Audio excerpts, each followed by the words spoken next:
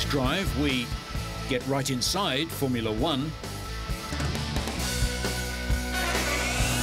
see the end of a world champ's career, come too close for comfort, and hope the end of the ride comes soon enough.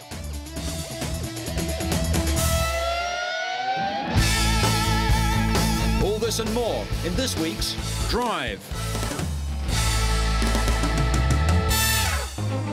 We start this week with what is really a mobile laboratory, the result of research into high-tech materials which must make the lightest, strongest parts possible. Titanium, magnesium and carbon are the raw ingredients that help to make a modern Formula One car. There are very strict rules in Formula One about how the structure of a car must withstand a crash. In an accident, the structure must be very robust. That means the side sections, the monocoque, the transmission and the car's nose. Suitably strong, high-grade materials must also be used to make these items. Although the panels that cover a car are big, they're thin and they weigh almost nothing. The main material used is carbon in a woven fibre, which is extremely light but very strong. Carbon fibre is used in some parts in layers of matte and in others in a sandwich or honeycomb. Formula One cars need to pass high-impact crash tests before they're allowed to race, much more demanding than road car crash tests. Sure, these materials are always getting lighter and more efficient, but we should never overlook safety. Even carbon fibre still has one drawback that you've always got to watch out for, that it doesn't delaminate. That's the most dangerous thing with carbon fibre.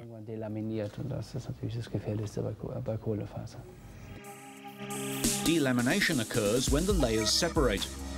In the cockpit, there are man-made fibres, plastic, aluminium and cable made of soft fireproof plastic. For example, the cockpit's inner surfaces are made of impact-absorbing foam with a thin coating of plastic. Kevlar is stronger and lighter than steel, so it's ideal for wheel tethers. The gearbox and transaxle are subject to extreme forces. The titanium end plate is tough enough to cope with rear-end collisions, so no gearbox fluid escapes. The transmission itself is made of a compound 30% lighter than steel. The engine is also made of this light, strong material. Aluminium alone is too soft to withstand the engine's 800 horsepower. The crankshaft is one of the engine's few remaining steel parts, along with piston rings and connecting rods. Many parts are now made of a type of ceramic because it's heat-resistant and long-lasting, although it can be brittle. We find a simple material in the suspension. A rubber block protects the shock absorbers from damage. There's a great variety in the electronics. Copper and glass fibre for cables and connectors, gold and platinum for the plugs and adapters, and some plastic to hold it all.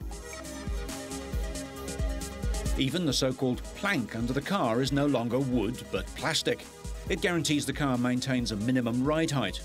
In no small way, high-tech materials make Formula One the top-line sport that it is today. I think you certainly see a contrast in commercial automotive where gears were designed for life. That must mean that you don't really want to service them or replace them for maybe 200,000 kilometres. Well, in our case, all we need them to do is go around the track for 2 hours. But they do have some things in common.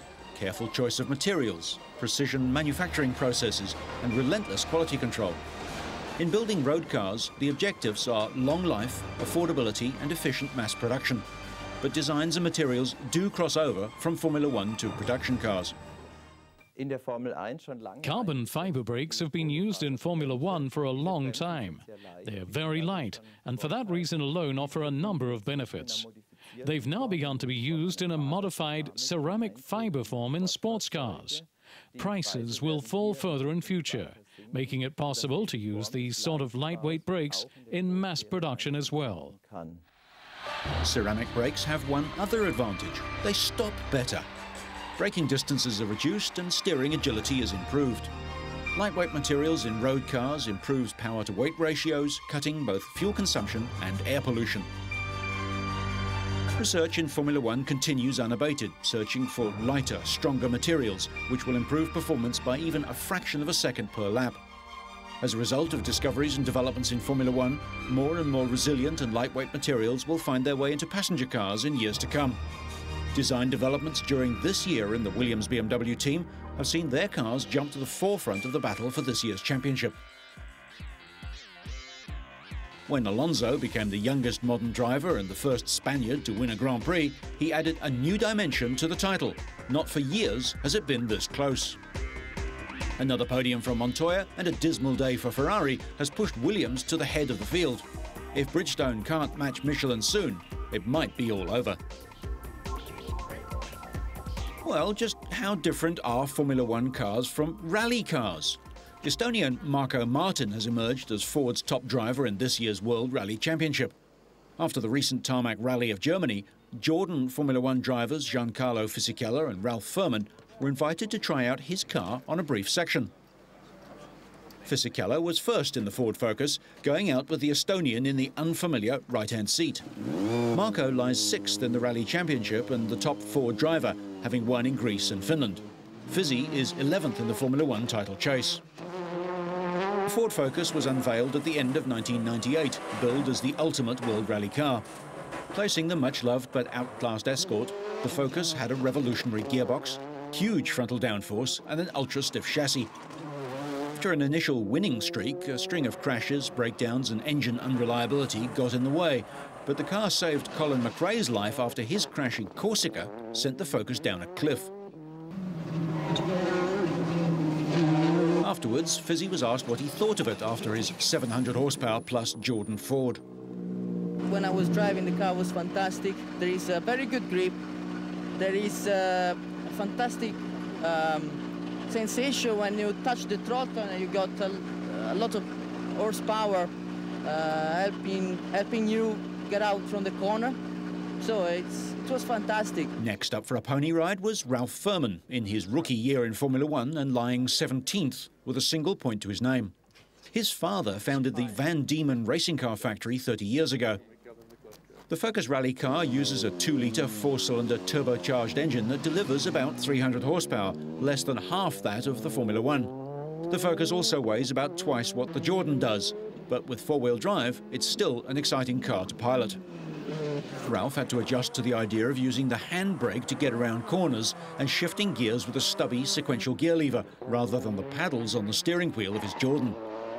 The 2001 season was a mixed year for the Focus. Poor reliability hampered Colin McRae's season, but he took 3 consecutive wins in the middle of the year. Then the inadequacies of both the Focus and its Pirelli tyres on tarmac, plus some driving errors, saw him lose the title at the final round. Earlier this year, Ford released a new version of the Focus RS at Rally New Zealand. Although Marko retired from the event, he was able to take on and beat eventual winner Marcus Gronholm on a handful of stages. The car took its maiden win when Martin grabbed his first WRC victory 2 rounds later in Greece, and he backed that up with a win in Finland. On its first rally on tarmac, Rally Deutschland, Martin was on the pace, and although he only finished 5th overall, he set 10 fastest stage times, more than any other driver. This is an experience for me. It's a new day out. I mean, it's a 4-wheel drive. It's very different to what we run, but you know, hopefully one day I'd love to have a go on a rally on a gravel stage. It'd be very different to this. Is there anything you can compare to Formula One? It has a launch control, but obviously technology is very high in both formulas, and you know, to have a world championship winning car like Ford, it takes a lot of money and a lot of technology and a lot of clever people. I think the technology can be transferred a lot. So can we expect a second career from Ralf Furman in a World Rally car? I think we'll concentrate on Formula One first, maybe in 20 years or something, you don't know. You were driving with 2 Formula One drivers in your World Rally car. How is your impression? Quite the way I expected. I mean, they are good drivers, and our car has 4 wheels and steering wheel, so they know what to do with those things. So it's no worries.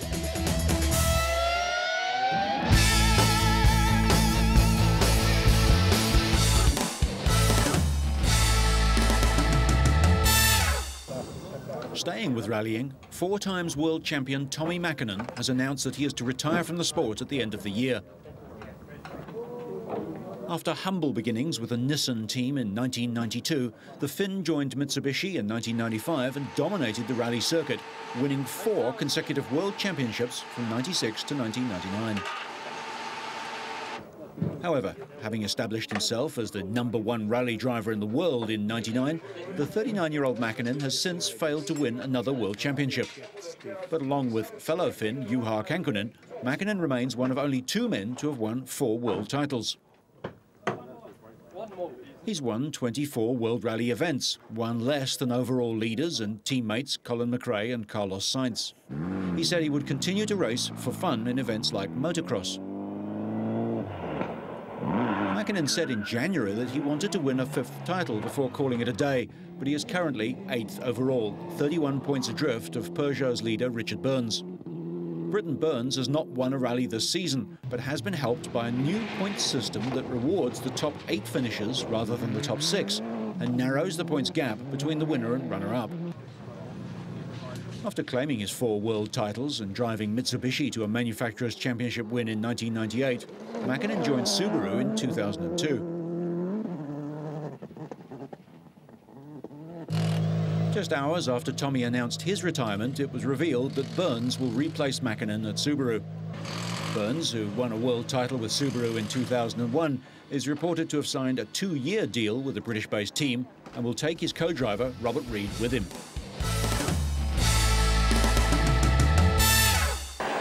The 23rd of 36 NASCAR races this year was over 200 laps and was slowed by 8 yellow flags. Most of the cautions were caused by minor incidents, but 2 were spectacular. There's definitely contact. On lap 63, Todd Bodine tried to get between Kurt Busch and Kenny Wallace. Busch got loose and tapped Bodine, sending him into the wall in front of Wallace. As the tangled cars slid, Wallace burrowed under Bodine and his engine compartment burst into flames. Both drivers scrambled from their cars and neither was injured. That thing's hot. One car, didn't it? On lap 78, another caution flag came out for Ricky Craven and Casey Mears. After Craven crashed into the wall, Mears couldn't avoid Craven's disabled car and slammed into the wall too. On lap 106, Rusty Wallace went out when the engine of his Dodge blew and started another fire, filling the cockpit with smoke and flames. Wallace was able to ease the car to a stop on the infield grass and scramble to safety without injury. His teammate, Ryan Newman, stretched his final tank of fuel out to 52 laps and grabbed the lead from Kurt Busch 3 laps from the end. Get out of there, Tank. I wonder if that fire extinguisher is going to go off here in the back. Doesn't look like it. I mean, that looks exactly like Ryan Newman's car, burning in the rear of these cars. Well, that looks to me like final corner. It hasn't bobbled yet. Busch tried to match Newman but came up short, ran dry and finished 18th. I heard Busch was going to be pushing his luck more than we were, Newman said. We were close. It'll be interesting to see what's left in the tank. Newman, last year's top rookie, grabbed his season-leading 5th victory of the year.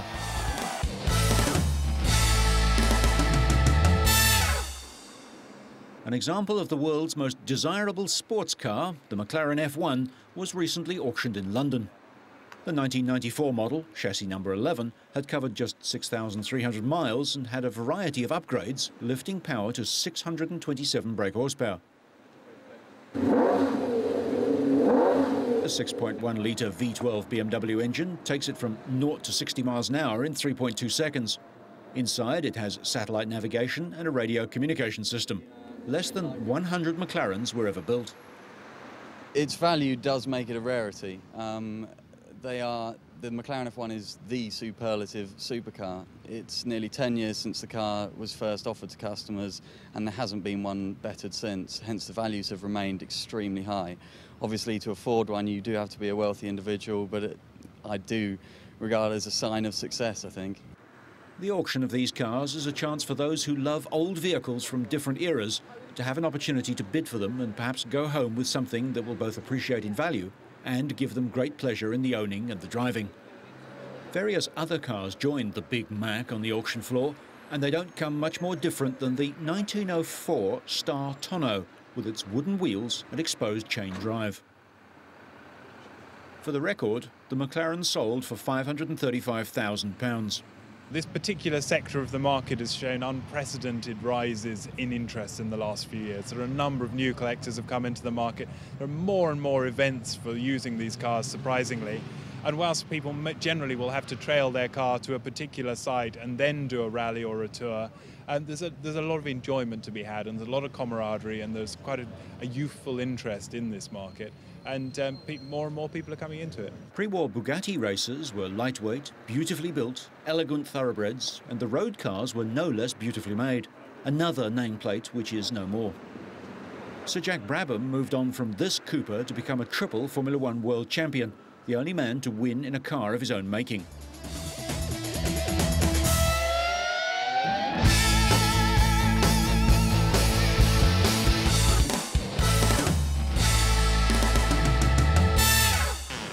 World motocross champion Michael Pichon is out of action for the rest of the 2003 season after a crash during warm-up for the German Grand Prix that left the Frenchman with several broken ligaments in his left knee, ending his title hopes.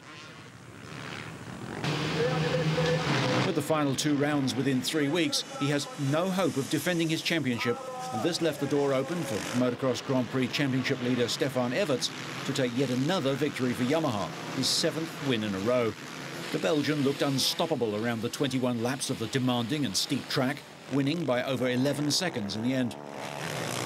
Second place went to Dane Brian Jorgensen on his Honda, his best finish of the year, putting him into 4th overall in the championships. Joel Smets took 3rd place on his number 3 KTM, despite a mid-race crash thanks to a faulty front brake. Everts spoke of his strong championship position over Smets in the post-race press conference.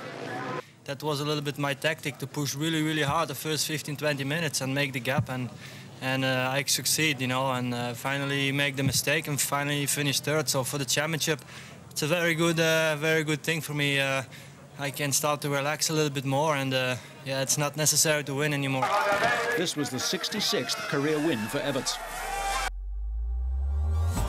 Pichon's not going anywhere, and it's unlikely that Jorgensen will win both of the next rounds, so the title race is an all-Belgian affair. Joel Smets and Javier Garcia-Vico roused the 11,000-strong crowd during the 650 moto with exciting action at the front of the pack. The title leader and winner of 9 races in the class then pulled away from Vico and eased to victory. Vico secured his 8th runner-up position of 2003 and still boasts a 100% podium record. Bernd Eckenbach claimed the last spot on the podium to the delight of the crowd at his home Grand Prix. Smets now lies within touching distance of his 5th World Championship, thanks to a 29-point advantage over Vico. Everts won the 125cc race too, ahead of Ramon and Townley, and going equal 3rd in the title. There are 50 more points available. Can he take this title too? The one-make BMW Boxer Cup series moved to Mugello, where Thomas Hinterreiter was 2nd on the grid. Guest rider and TV commentator Jürgen Fuchs claimed a stunning 3rd spot for the start. Championship leader Italian Roberto Panici won here last year, but was only 6th fastest in practice. At the green flag, 39 identical 1150cc BMWs were on the grid to start the 14-lap race. Although qualifying was dry, rain threatened to fall as the bikes came to the line. At the start, Eurosport commentator Jürgen Fuchs grabbed an initial lead, and the entire field boomed through the initial turns without incident. Almost immediately he dropped back, and Panici assumed the lead, with Marcus Barth 2nd on bike 6, ahead of Hinterreiter and former 125cc Grand Prix racer Peter Uttel on 65.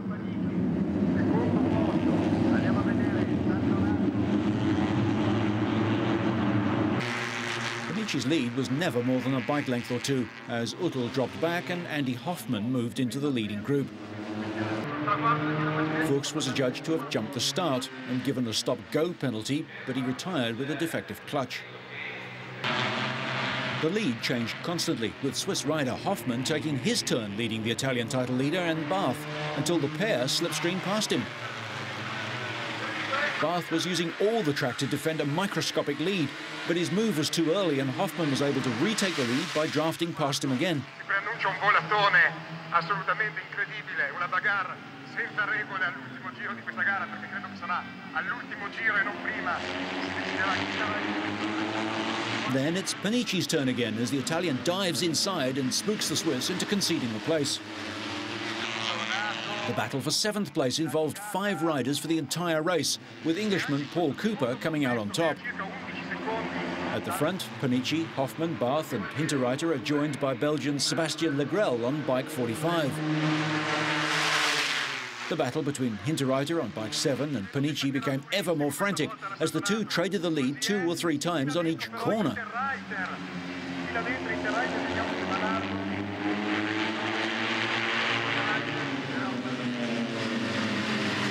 Watch as Roberto's knee snags Thomas's front tyre. That's got to hurt, but he still leads. Next, the two bang the protruding cylinders on their engines. You don't get closer than this.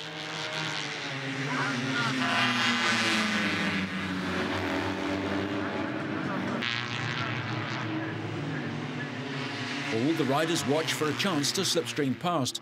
No one wants to lead onto the straight unless they're clear of the pack. But in the final turn, the race is sealed.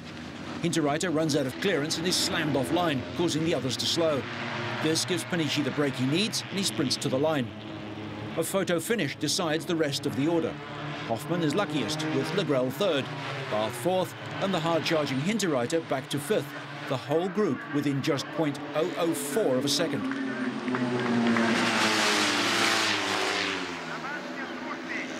The fight for 7th is almost as close. Lauri Freemy gets it ahead of Fernando Cristobal and Guillaume Dietrich.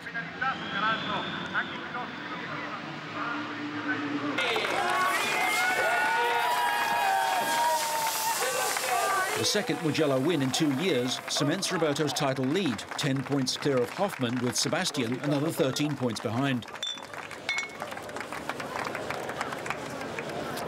Don't run away. I'm really happy. I tried to understand the last lap. The last 3-4 laps, I'm arrived at the last corner in second, in first position, to understand what to do the last corner of the last lap. And I decided the last lap to push too much, to be first, and to try to arrive first. Everything is going very well. I'm happy. It's okay. It's been a great speedway season, so a bumper crowd packed into Gothenburg's Ullevi Stadium. With a different winner in each of the 5 events so far, the battle for the title is wide open. But the track had only been laid a week earlier, and it was suggested that the wrong materials may have been used, making for a highly dangerous surface.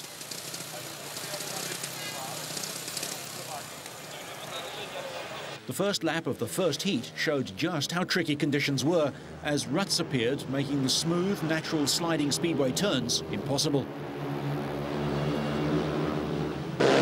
Heat 2, and the riders were evidently struggling to control their machines, even on the straight. The surface was not only rutted, it was rock hard too. Todd Wiltshire won that heat and showed in no uncertain terms what he thought of the track. The competition made it to a 3rd heat, but after this, the riders went off for some animated discussions on the pros and cons of continuing. Swedish world champ Tony Rickardsson to the fore, and there was never really any doubt as to what choice the riders would take. If racing had continued, there was a real risk of serious injuries, so the decision was made to postpone the event to the following week, much to the dismay of the crowd. Let's see what happens a week hence. So, whether you're a retiring champion, a valuable legend, or driving a friend's car, so you stay on track and up to speed, make sure you catch next week's Drive.